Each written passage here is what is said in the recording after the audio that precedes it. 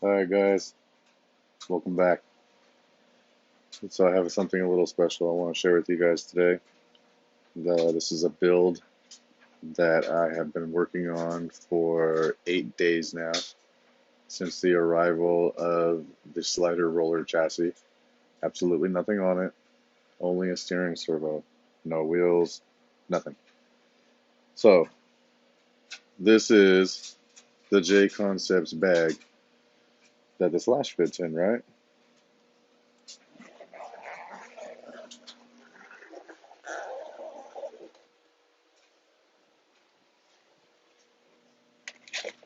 Voila. Rustler 4x4.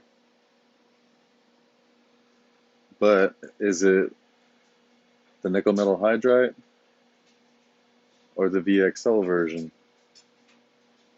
It looks like the nickel metal hydride, right? The brushed one. Let me show you guys what I've been working on. This is day 8, guys. Day 8 since the arrival of the slider roller chassis. All right, here we go.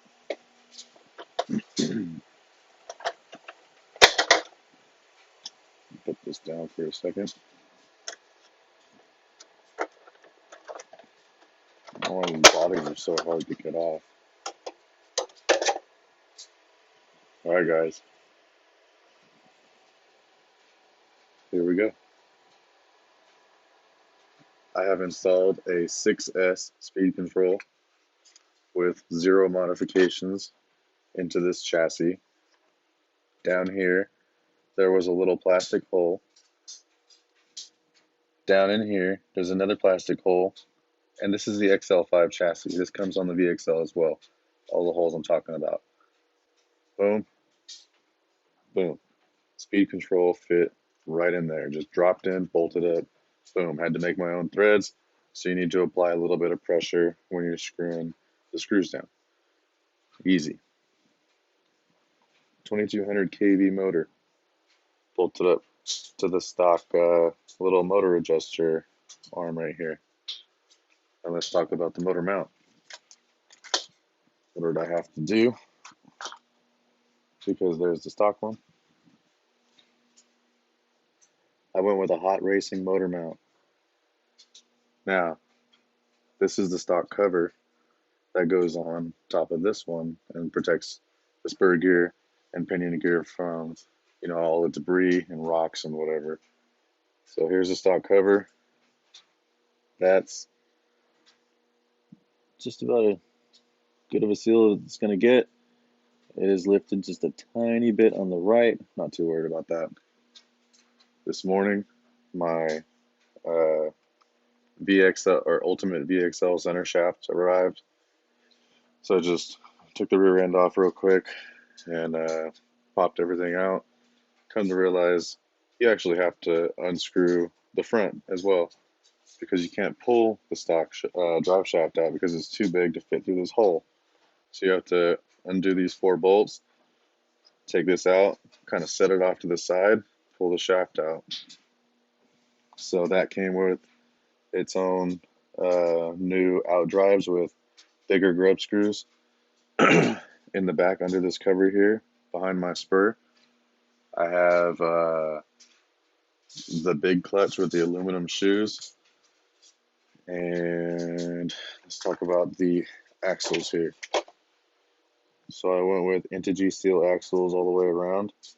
I was trying to get blue for front and rear, but they didn't have it for rear for some reason, so I just went with the carbon fiber ones.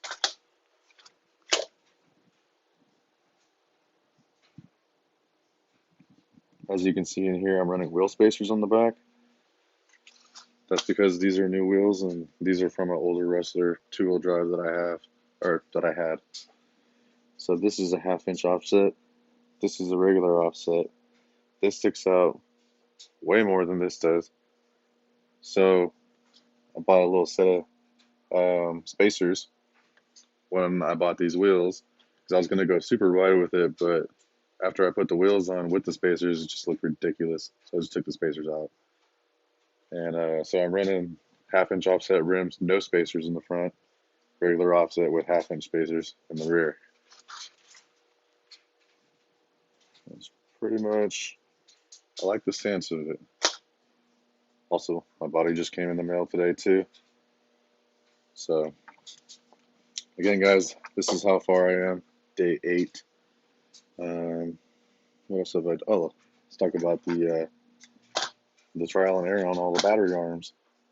So I purchased all of these. One was a 3-pack, so 3 of these plus a single and plus a stock one. So now I have 2 stock ones.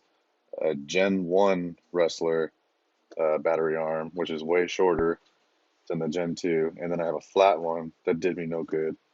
Here's all my axle shafts. There's the motor mount with the bearing. The Hot Racing motor mount came with an oversized bearing. Let's see what else.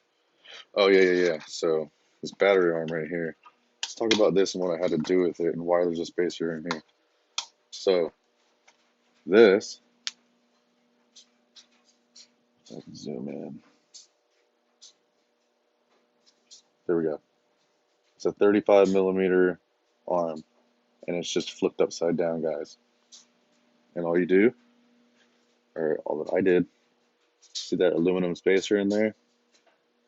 That's actually a shock bushing for a old, what was it, an RC10 GT Nitro, Team Associated.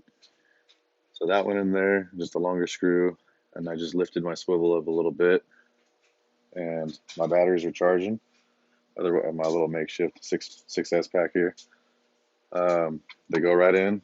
This goes right down over it, and it just clips right in there, just like that. Super simple. It's just flipped over, but I did have to modify it a little bit. I did have to take a bench grinder, or I just did this on my bench grinder. Why isn't it focusing? There we go. I just took my little, man, my phones suck. Yep, boom. So all I did was just kind of shave it all the way down. I know it looks a little shoddy, but it is relatively smooth because I did take a razor blade and go back over it and get all the burrs and stuff. And then down in this corner right here, I just kind of shaved it back just a little bit. And then this corner up here, I just kind of took it into the corner just a little bit. And that goes right around the edges.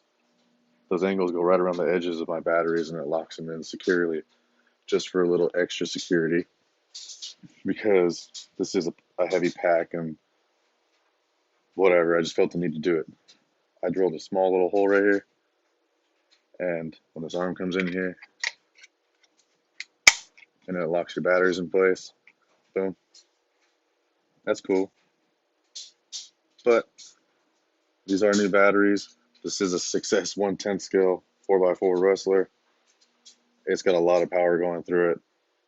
So I'm just gonna do that. How about that? So this can't really come out. If it does come undone, can't go far, and my batteries are not going to come out. So there is a body pin in here. Simple. Might be stupid, but whatever.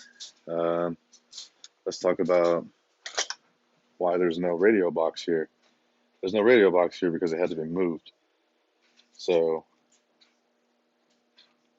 the radio box would usually come into here and then mount somewhere down in here. As you can see, I just kind of relocated everything up to the front right here by the tower. And I have my little receiver here on some 3M Velcro. This little plastic arm that's right there, that's usually found down in here. And that usually keeps your wires, excuse me, it usually keeps your wires kind of tucked down in there and held on, so it's more secure. These aren't long enough to fit down there to be secured down by that thing, so I relocated that thing up to here, and it's just holding all my stuff. And what I did with these is I had 4 wires coming off, or 4 harnesses coming off, and all I did was I just kind of just overlapped them and kept weaving them and overlapped them, sort of braided them all the way from this point to where they have a little slack in here and wiggle room, zip ties. Started braiding, went all the way up to my plugs, and then I just folded it in half, put a zip tie or two, and then plugged them right in right here. I just have to relocate my antenna. So how I did that is there's two holes up here. I think usually for sway bars. I'm not going to run them. So I went in here and I put this. This is just a little lead right here. I can maybe plug some LED lights in or something. But I utilized the arm right here to hold my wires down. And then over here, all I did was I took a drill bit that's the same diameter as the antenna tube and just drilled down a little bit. And then I just took where's that knife at?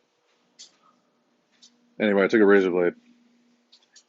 And I just had a little channel in there, and I kind of had my antenna just fed down into there, and it comes out the bottom. And then I just, once I got my clearances right, where my tube wasn't too long and interfering with the body mount that slides into here, I just put a little dash of super glue, this stuff right here, just a little droplet, guys, and that's fine. It'll hold. It was snug going in as it was. I just put a little drop just so it doesn't fall out. And so yeah, check it out.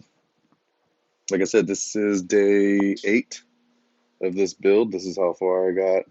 I got this 6S speed control and the 2200 kV motor from a Emax that I had. That was really fast. This isn't going to be a speed car, guys. This is going to be a little dirt demon, a little dirt basher. So I'm not running any kind of crazy pinion. I am running a 20-tooth pinion.